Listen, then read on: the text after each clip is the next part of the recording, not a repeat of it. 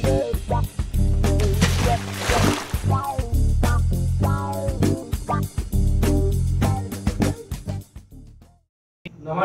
વિદ્યાર્થી મિત્રો, આજના આ વિડિયો લેક્ચર ની અંદર આપણે વર્તુળની અંદર એના દાખલા વિશેની વાત કરશું.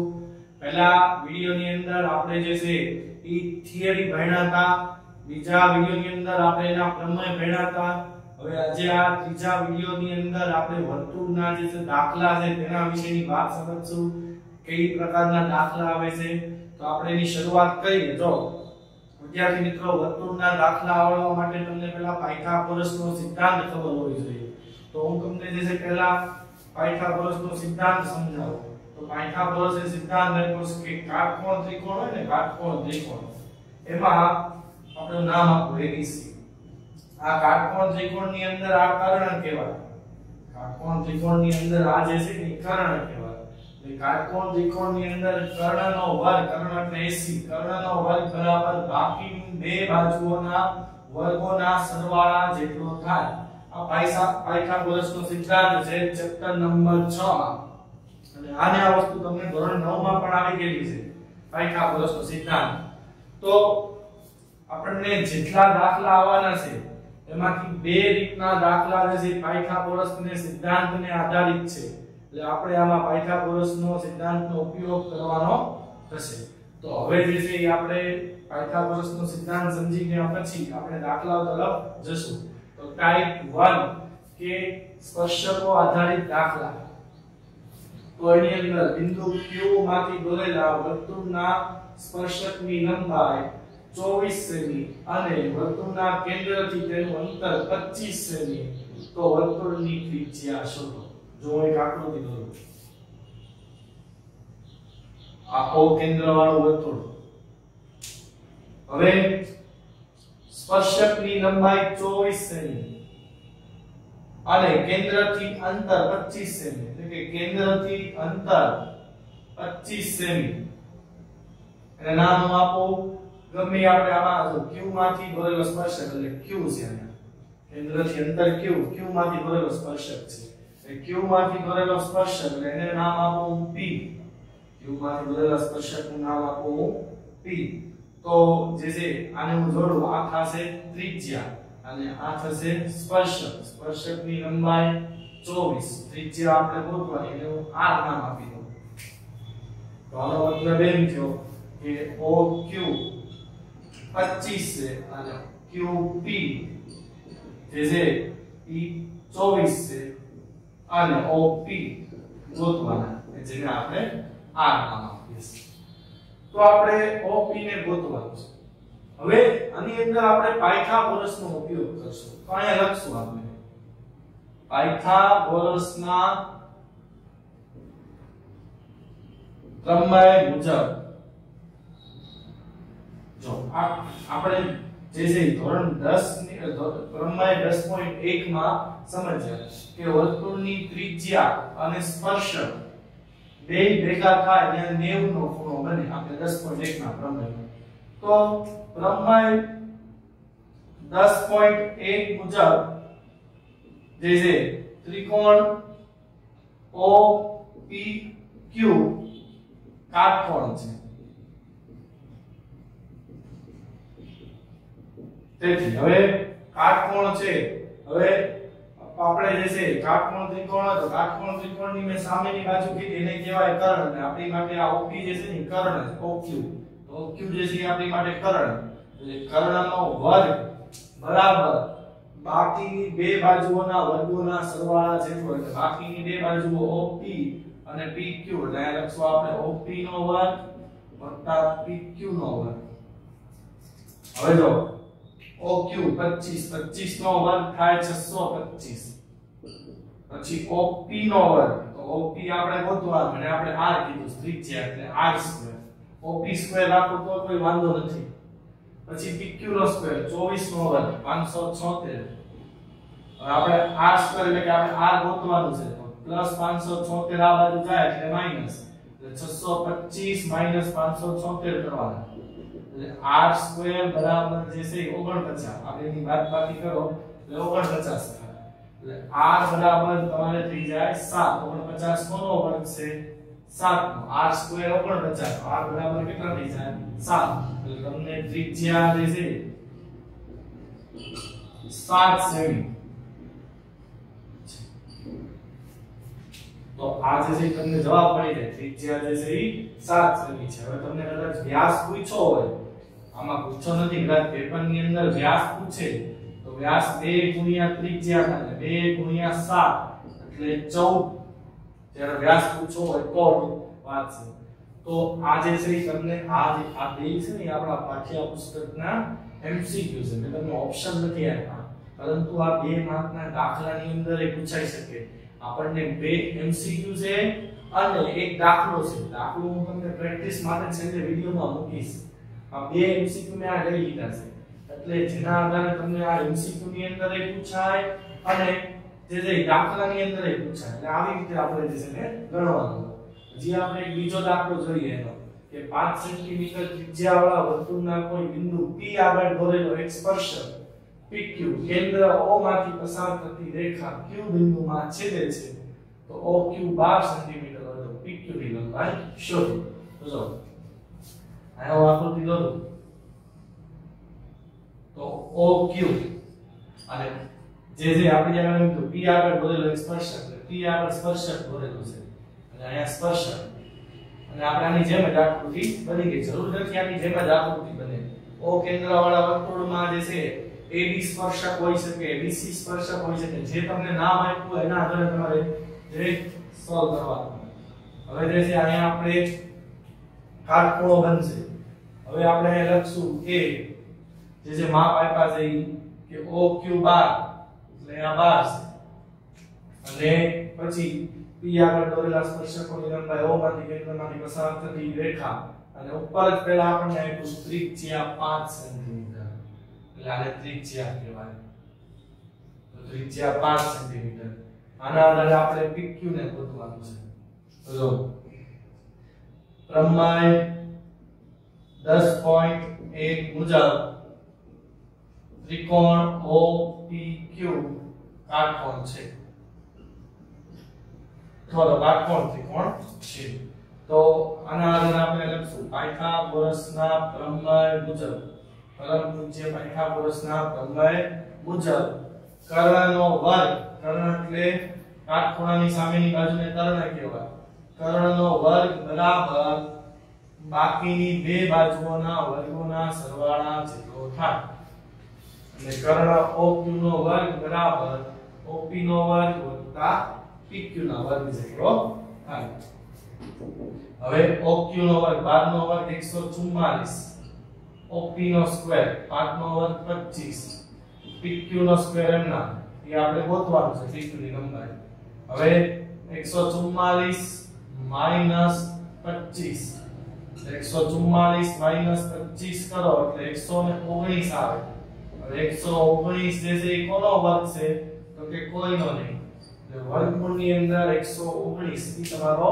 જવાબ થઈ જાય આમાં વર્ગમૂળ નીકળતું હતું 49 7 નો વર્ગ છે આમાં વર્ગમૂળ નથી નીકળતું એટલે આનો આ જવાબ થાય તો વિદ્યાર્થી મિત્રો આવી રીતે તમને 2 માર્કમાં 3 માર્ક 2 માર્કની અંદર તમને દાખલો પૂછાઈ શકે આ ચેપ્ટરમાંથી તો આપણે જે છે આ ચેપ્ટરના 2 દાખલા ગણ્યા હવે આપણે આગળ જે છે આના બીજા દાખલાઓ તરફ જઈએ જે સમકેન્દ્રીય વર્તુળના છે હવે આપણે સમકેન્દ્રીય વર્તુળની વાત કરીએ તો આની વ્યાખ્યા જે છે તમે ધોરણ 9 ની અંદર ભણીને આવ્યા છો હવે સમકેન્દ્રીય વર્તુળ એટલે શું કે બે કે તેથી વધુ વર્તુળોનું કેન્દ્ર સમાન હોય એટલે કે એક જ કેન્દ્ર હોય તેવા જે છે વર્તુળોને સમકેન્દ્રીય વર્તુળ કહેવાય એક્ઝામ્પલ તરીકે જે છે આ એક વર્તુળ અને આ બીજું વર્તુળ આ બેનું કેન્દ્ર જે છે O કેન્દ્રથી બે બનેલા એટલે આ જે આકૃતિ બની સમકેન્દ્રીય વર્તુળ છે આમાં તમે ત્રણ વર્તુળ પર દોરી શકો તો આ સમકેન્દ્રીય વર્તુળને આપણને કેવી રીતે ઉપયોગ થશે તે વિશે આપણે જોઈએ તો પહેલું જો હું અહીં જે છે જીવા દોરું છું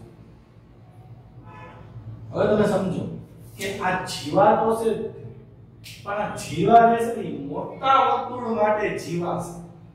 આ જીવા મોટા વર્તુળ માટે જીવા છે, નાના વર્તુળ માટે આ સ્પર્શક છે. આ નાના વર્તુળ માટે જે છે આ સ્પર્શક છે, મોટા વર્તુળ માટે જીવા છે.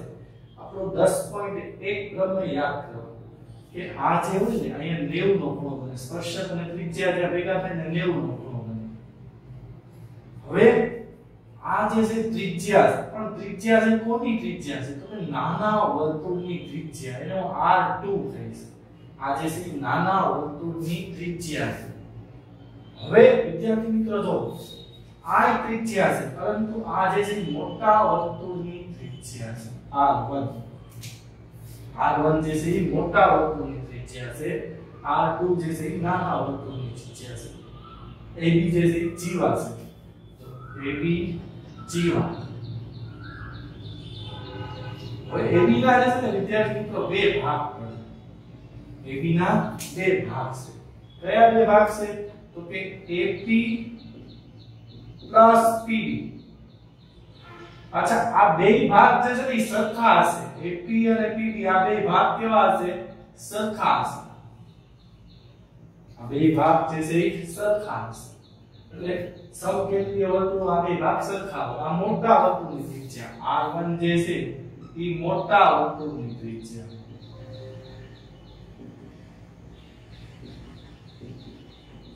R2 જે છે એ નાના વર્તુળની ત્રિજ્યા.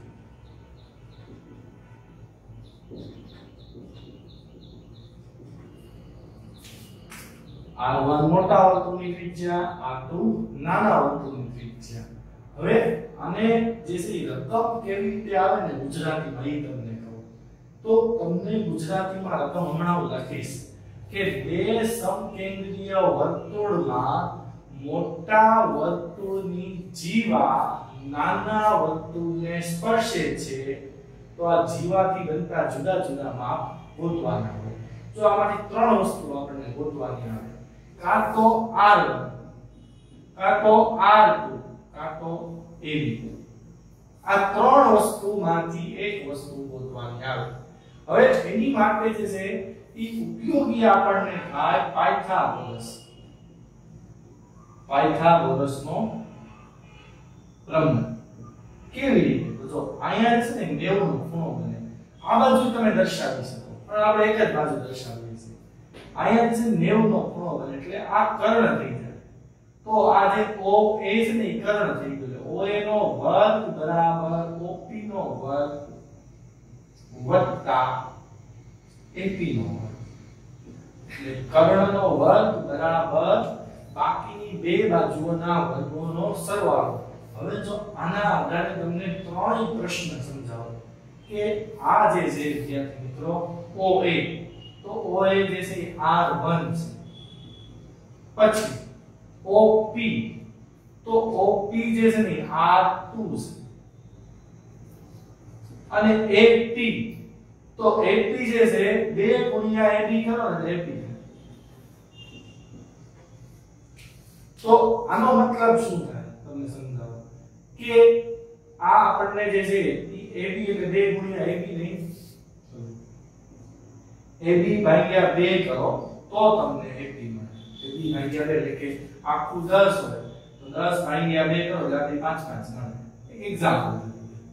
તો તમે જે છે આમાં ત્રણેય વસ્તુ ગોતી શકો. હવે તમારે જો AB ગોતવું હોય તો આનો ઉપયોગ કરવાની જરૂર નથી. તમે અહીંયા AP આવશે ને, સપોઝ કે AP ના AP લખો તમે અહીંયા, તો AP લખશો તો તમને AP મળશે 5 સપોઝ, તો તમે આખું AP ડબલ કરી શકશો.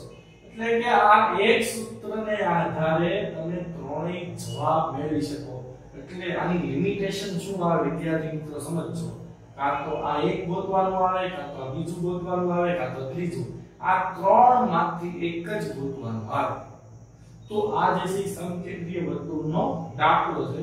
હવે આપણે એના ટેક્સ્ટ બુકનો એક દાખલો છે તેને સમજીએ.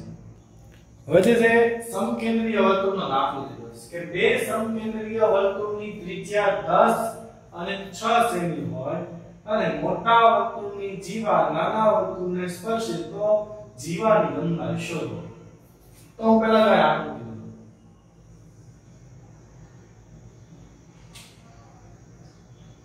તો એની અંદર જે છે બીજું સમકેન્દ્રીય વર્તુળ છે એટલે બે વર્તુળ આવશે. હવે આ જે છે આ જીવા મોટા વર્તુળની નાના વર્તુળને સ્પર્શે છે P બિંદુમાં.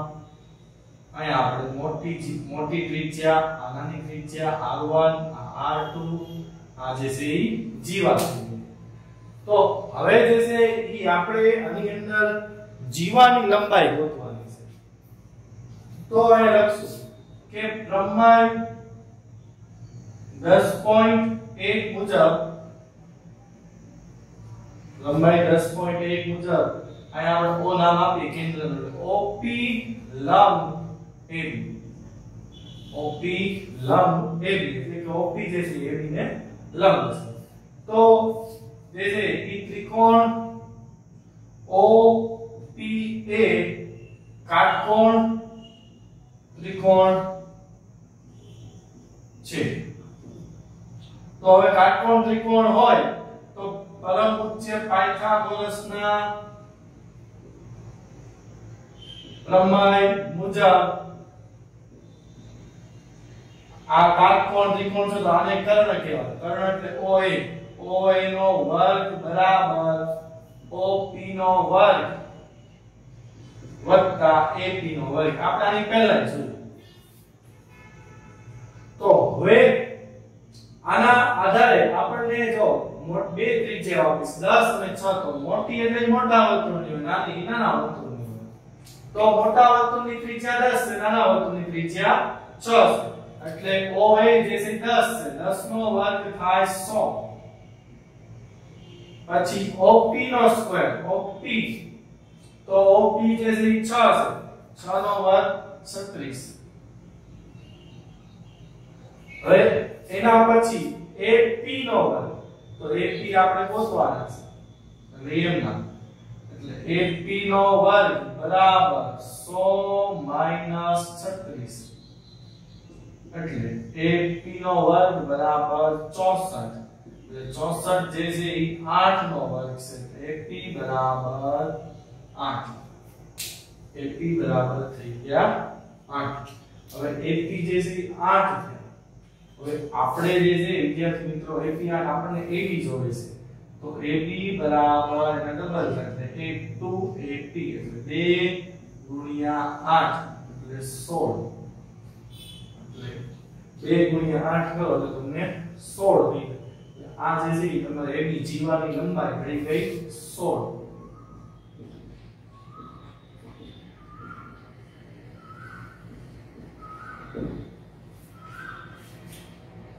તો આજે છે આખો દાખલો બની ગયો 2 માર્કની અંદર. આના આધારે તમે જે છે આખો દાખલો ગણી શકો કે જે બે સમકેન્દ્રીય વર્તુળ છે, ત્રિજ્યા આપેલી હોય એટલે જીવા. હવે આમાં ચેન્જીસ શું થાય એની વાત કરું તો તમને એમ કે મોટા વર્તુળની ત્રિજ્યા 10 છે. મોટા વર્તુળની ત્રિજ્યા 10 છે અને જીવાની લંબાઈ 16 છે. તો જીવાની લંબાઈ 16 છે. તો નાના વર્તુળની ત્રિજ્યા શોધો. આ ફેરફાર. હવે દાખલાને કેવી રીતે કરે જો આ દાખલાનો ટૂંકમાં સમજાવું તો પહેલા તો છે ને AB 16 છે, જીવાની લંબાઈ 16. હવે તમારે પહેલા AP ગોતવું પડે. 16 / 2 એટલે કે જો આવી રીતે તો AB બરાબર 2AP એટલે AB ના છેદમાં 2 બરાબર AP એટલે 16 / 2 થઈ જાય એટલે AP 8 થઈ ગયું. હવે જો આ 8 8 થઈ ગયા. હવે આ બે 8 8 થઈ ગયા તો હવે આ 10 છે. હવે 10 નો વર્ગ 100 અને 8 નો વર્ગ 36. 100 માંથી જે 8 નો વર્ગ 64. 100 માંથી 36 64 જાય એટલે 36 વધે. 36 કોનો વર્ગ છે તો કે 6 એટલે જવાબ જે છે આપણે 6 તો આવી જાય.